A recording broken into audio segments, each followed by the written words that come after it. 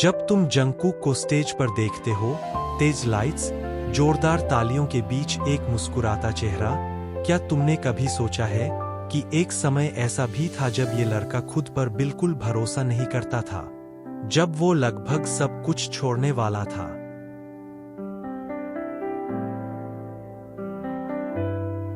Jungkook एक आम बच्चा था, बसन का रहने वाला। 13 साल की उम्र में वो गाने और डांस का शौकीन था, लेकिन शर्मीला इतना कि किसी को बता भी नहीं पाता।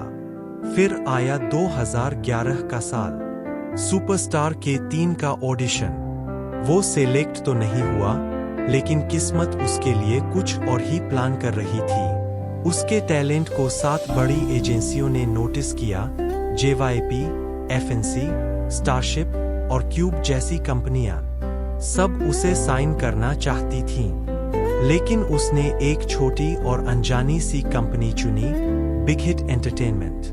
क्यों? सिर्फ एक वजह, RM।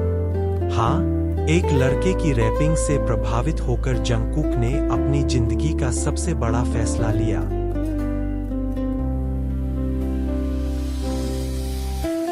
सोचो, सिर्फ 14 साल का एक बच्चा, अपने परिवार से दूर, सेउल जैसे शहर में अकेला, नए लोग, नई जगह और दिन भर की थकाऊ ट्रेनिंग। जंगकुक को बोलना मुश्किल लगता था।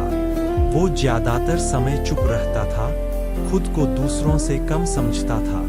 उसके सीनियर्स तेजी से आगे बढ़ रहे थे, गाते, रैप करते, परफॉर्म करते, और जंगकुक, वो खुद को बेकार समझने लगा। उसने खुद कहा था, मैं किसी भी चीज में अच्छा नहीं था। मुझे लगा मैं यहाँ फिट नहीं बैठता। हर दिन थकान, अकेलापन और खुद से लड़ाई बन गया था।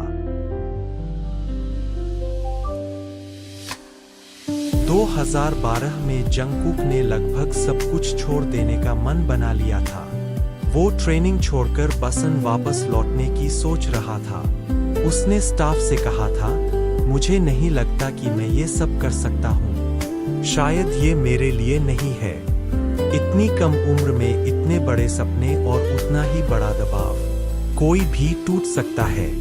पर एक चीज ने उसे वापस खींचा, एक रिश्ता, एक इंस्पिरेशन।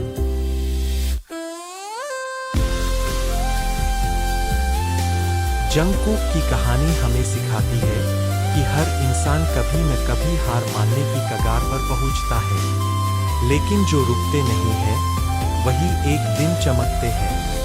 अगर जंगकुक जैसी सुपरस्टार को कभी खुद पर शक हुआ था, तो तुम्हारा डर भी जायज है।